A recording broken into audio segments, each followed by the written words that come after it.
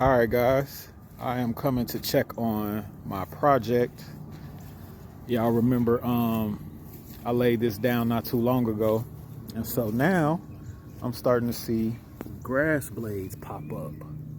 See those blades? So that tells me that they're starting to take root. Not quite, but they're starting to take root. So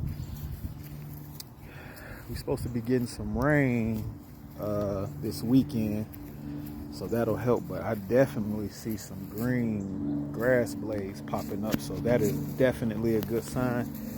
If you look a little closer, you can still see like the fertilizer pellets in there. So it's looking good. What I'm gonna do is I have to cut the yard today.